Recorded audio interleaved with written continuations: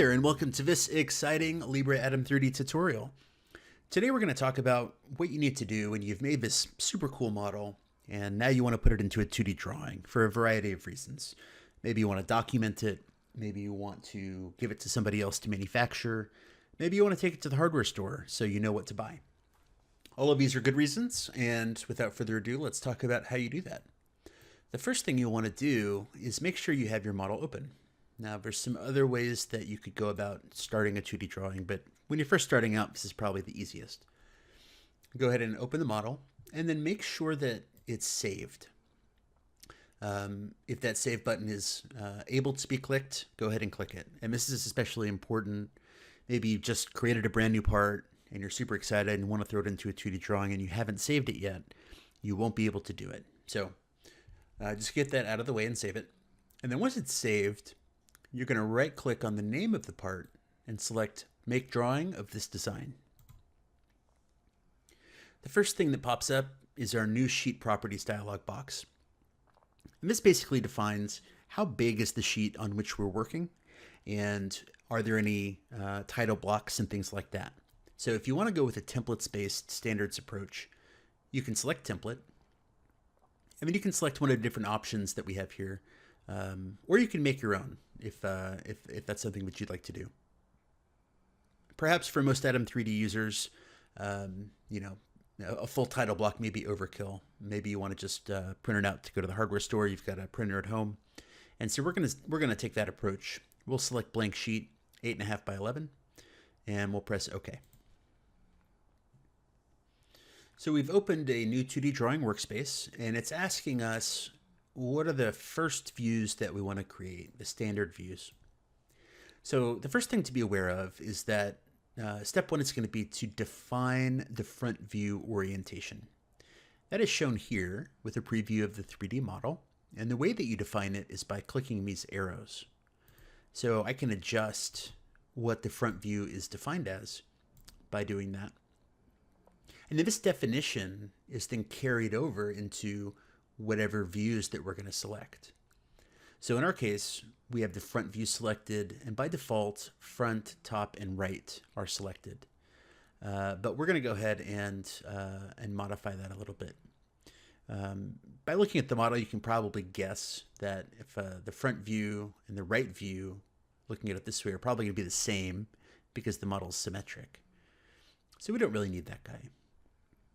We do want to leave the top view, and maybe we want one of these angled views as well to make the drawing a little bit easier for the layperson to look at, and that'll become obvious in a second.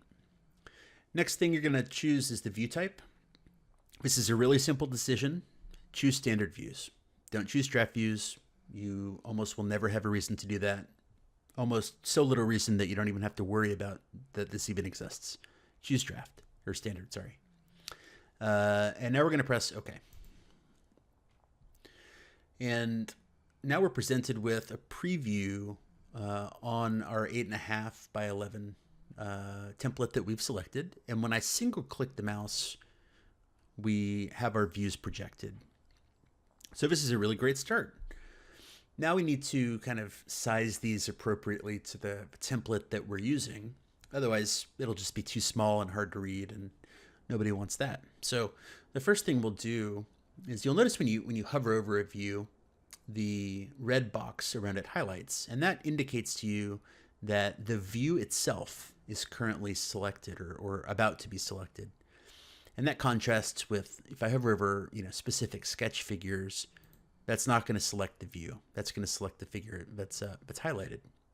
So anyway, let's hover over a view so we get the red box. We'll single left click, and we see that this new toolbar is opened. And we're going to go over to change scale, and we're just going to kind of turn this down a little bit, something that looks reasonable for our page size. And we'll do the same thing on this guy. And now that that's done, we probably want to do some pretty basic moving of the views. So I'm going to single left click on the view, and I see this little pan button up here that I'm going to click and drag to where I want it to be. Same thing here. Now you'll notice that this view, when I move it, it moves two views at the same time. And that's because this is the front view. The front view might have several other views aligned to it. And when you move the front view, it'll move the rest. Now, there's some kind of a limitation there because perhaps, you notice I can't move this other view left and right because it's aligned to the front view. But maybe I really want to. Well, the way you do that is you'd right click it and you would uncheck Align. And that will allow you to move the view wherever you want. In our case, though, we're going to leave it aligned. And now we're kind of ready to get started. So let's start with our dimensions. We'll select the dimension tool. And we're going to just start clicking on some figures. So in this case, this outer dimension. And I'm just single clicking to select the figure and then single clicking to place the dimension. Now in some cases, you're going to notice, if you move the cursor in certain locations, you'll get a different style of dimension. Don't fret. If you want, for example, this style here, but you want it to be over here, and it doesn't seem like, you can do that. Well, you can. You'd want to just place it somewhere. Whoops. And then you would just single click and drag it to move it. So just be aware that that you can do that. We're not going to go through all of this this process, but that's the basic approach. You'll select figures and you'll dimension them. Now, there's another way that you can dimension things. Up here we were selecting single figures, and then depending on the kind of figure, if it's a circle, we're going to get some kind of diameter dimension. If it's a line, we'll get the length, for example, here. But a lot of times you're going to be dimensioning between multiple things. So in this case, I want to know the whole height of this. And so I would single click on the top, and then I would single click on the bottom. And now I can place that dimension.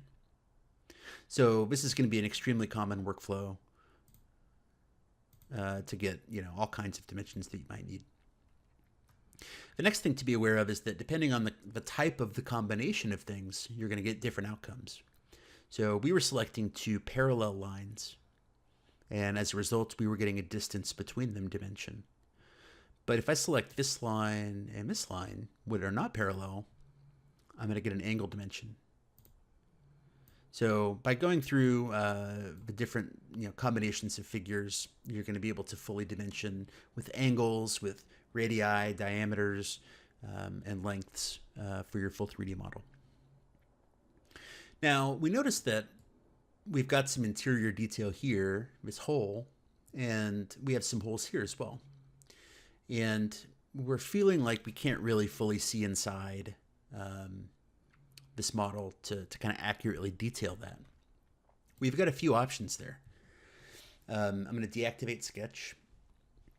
And if I single click this, I can go up to some of these different options. So the edge display, I can select to visible and hidden.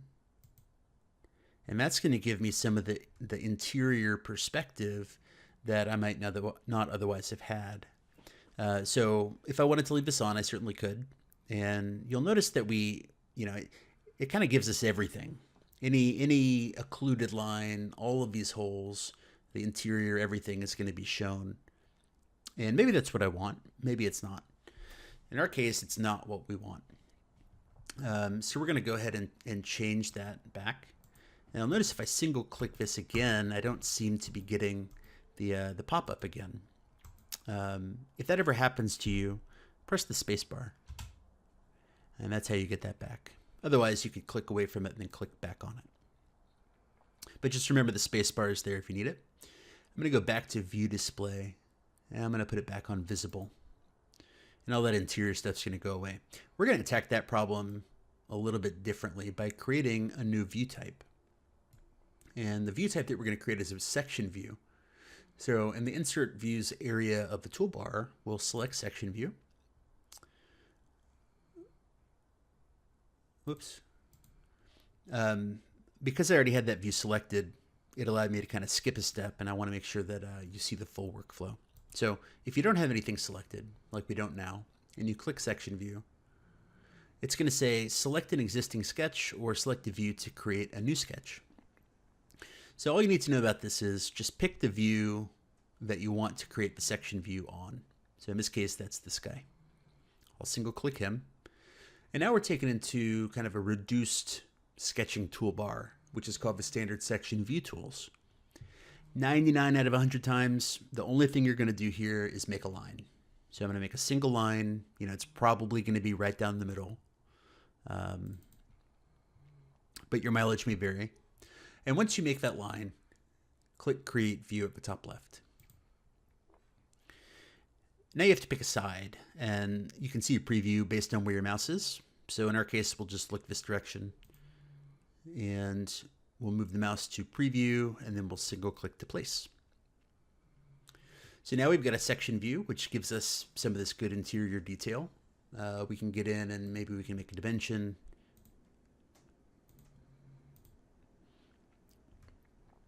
You know, we can dimension all these holes here, and be aware that you have lots of options as far as the view types. We've kind of touched on. I'm going to deactivate sketch mode, so I can click on the views. So in this view, we kind of talked a little bit about how you can change the display, between visible and hidden. And you can do you can change the scale. You can add, centers and center lines and things like that. In this case, we've got a view with a crosshatch, a section view, and we can hover over change crosshatch. And right now it's selected to use model pattern, and this is based on whatever material you might have selected in your part creation. But a lot of times you don't really care about that. This is for you, and you just want it to kind of be as visible or as obvious as you want it to be, because you're the one going to the hardware store. So you can uncheck that, and you can pick, whatever style you want. Doesn't really matter, whatever you like. And different styles based on the scale might have different levels of obviousness. But for our case, we'll just pick steel, and we'll change the scale, way down, and maybe we'll make it red. And there you go. Slap a few more dimensions on here and we'll be good to go. The last thing you just might want to know is that you can make notes. So, maybe you want to put a title. You'll see this little red dot. That's asking me where I want the location of the note to be. So before you do anything else, put that somewhere. And then you can go up here and you can type, my model. You can make it whatever font you like.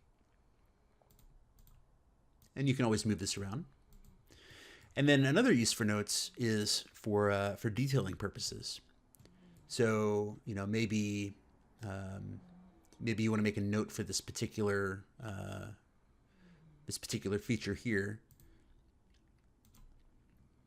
So in this case, this is a special hole. You might want to show a leader line. And if you select this, you'll be able to attach the note to some kind of a figure on the model. So you see as I hover over these guys, the line lights up red. That means that it's selected. So I'll go ahead and click that and click apply. And there you go. So that's the basics of making a 2D drawing. You may have drawings that require you to add even more views. Not a problem. You can go up here and just click standard view. Pick another view if you want. Maybe we want the other side. Of course, they look the same since they're symmetric, but you get the idea. And if you want to delete views, you just select them and press delete. Or you can hover over any particular view from the Design Explorer, and you'll have access to hiding, the different view types, edge displays, all that kind of stuff. Hopefully this has been helpful, and you're off to making your 2D drawings.